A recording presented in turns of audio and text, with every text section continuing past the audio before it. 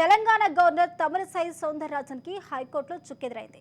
రాష్ట్ర గవర్నర్ కోటాలో ఎమ్మెల్సీల నియామకాన్ని తెలంగాణ హైకోర్టు తప్పుపట్టింది. ఈ సందర్భంగా కోదండరాం, ఆలీకాల నియామకాన్ని హైకోర్టు కొట్టివేసింది.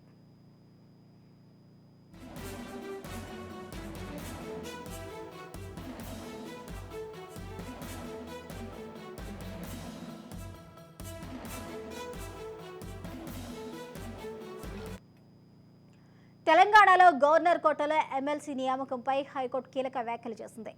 బీఆర్ఎస్ ప్రభుత్వ హయాంలో దాసోజు శ్రవణ్, సత్యనారాయణ సిఫారసుల తిరస్కరణలో గవర్నర్ తమిళిసై తీరును హైకోర్టు తప్పుపట్టింది. వీరి ఎన్నికను పునర్పరిశీలించాలని గవర్నర్ను కోర్టు ఆదేశించింది. గవర్నర్ కోట ఎమ్మెల్సీల జాబితాను మరోసారి కేబినెట్ ముందు ఉంచి నిర్ణయం తీసుకోవాలని సూచించింది.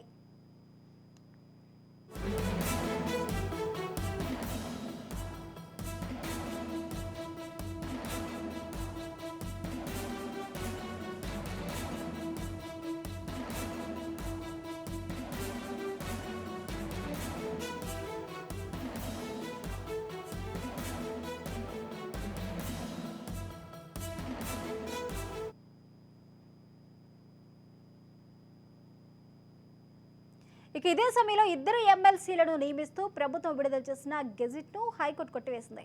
ఈ క్రమంలో ఎమ్మెల్సీలుగా కోదండరాం, అమీర్ అలీగా నియామకాలను కోర్టు కొట్టివేసింది. అలాగే మంత్రి మండలి నిర్ణయాలకు గవర్నర్ కట్టుబడి ఉండాల్సిందేనని హైకోర్టు సూచించింది. ఇక మళ్లీ కొత్తగా ఎమ్మెల్సీల నియామకాలను చేపట్టాలని కోర్టు తెలిపింది. ఈ సందర్భంగా ఆర్టికల్ 171 ప్రకారం కేబినెట్ నిర్ణయాన్ని గవర్నర్ ఆపడానికి వీల్లేదని హైకోర్టు దృష్టికి పిటిషనర్ తరపున న్యాయవాదులు తీసుకెళ్లారు.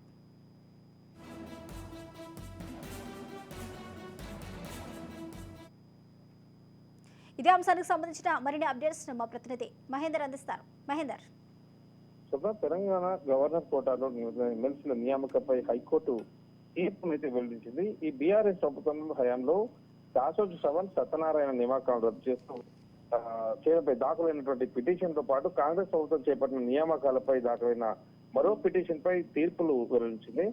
తెలంగాణలో కాంగ్రెస్ ప్రభుత్వానికి హైకోర్టులో చుక్కెదురైందే చెప్పుకోవచ్చు.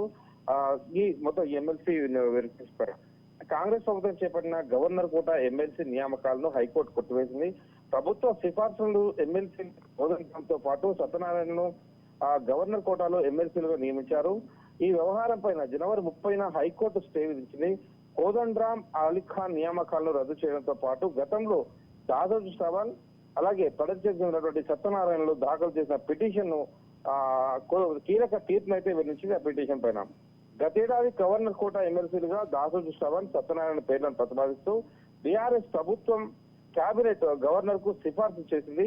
ఈ పేర్లను గవర్నర్ తిరస్కరిస్తూ వారు హైకోర్టు ఆశ్రయించారు. ఆ తర్వాత కాంగ్రెస్ ప్రభుత్వం అధికారంలో వచ్చింది. గత జనవరిలో కోదండరాం, అలీఖాన్లను ఎమ్మెల్సీలుగా ప్రతిపాదించడంలో గవర్నర్ ఆమోదించింది. అయితే కోర్టు వివాదంలో పెండింగ్ ఉండగా నియామకాలు చేపట్టడంపై ప్రభుత్వంపై అభ్యంతరం వ్యక్తం చేస్తూ మరో పిటిషన్ దాఖలైంది. రెండు వేర్వేరు పిటిషన్లపై నేడు తీర్పు అయితే వెలువడింది.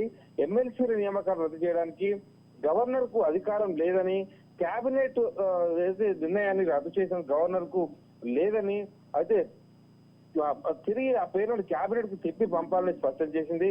మరో పిటిషన్ లో కోదండరాం, అలీఖాన్ల నియామకంపై కోర్టు స్టే విధించింది. తాజాగా నియామకాలను రద్దు చేసింది.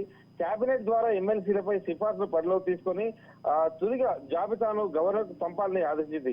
అయితే దాసోజు శ్రవణ్, సత్యనారాయణ ఈ పిటిషన్ ను అనుమతించడం ద్వారా వారికి రద్దంగా చెప్పొచ్చు. గవర్నర్ కోటాలో ఎమ్మెల్సీలకు నియామకమైనటువంటి కేబినెట్ మళ్ళీ కొత్తగా ప్రక్రియ చేపట్టాల్సి ఉంది.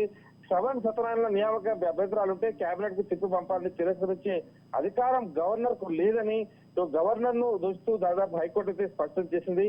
ఇక ఈ ఏడాది జనవరి 30వ తేదీన గవర్నర్ కోట ఎమ్మెల్సీల ప్రమాణ స్వీకారానికి తెలంగాణ హైకోర్టు బ్రేక్ వేసింది. తదుపరి ఆదేశాలు ఇచ్చే వరకు ఎమ్మెల్సీల ప్రమాణ స్వీకారం కూడా నిలిపివేయాలని హైకోర్టు అయితే ఆదేశించింది. ప్రొఫెసర్ కోదండరాం అలాగే మీర్ అలీఖాన్ ను గవర్నర్ కోటాలో ఎమ్మెల్సీగా నియమించారు. ఈ నియామకాన్ని అయితే దాసోజు శ్రవణ్ కోర్టుకు వెళ్ళిన విషయం అయితే తెలిసింది. సో నేడైతే మొత్తంగా ఇదంతా కూడా తిరిగి మరోసారి కేబినెట్ దీనిపైన నిర్ణయం తీసుకోవాల్సిందే అనేటట్టుగా హైకోర్టు అయితే తీర్పును వెల్లడించిన పరిస్థితి కనిపిస్తుంది. Thank you Mahender Reddy.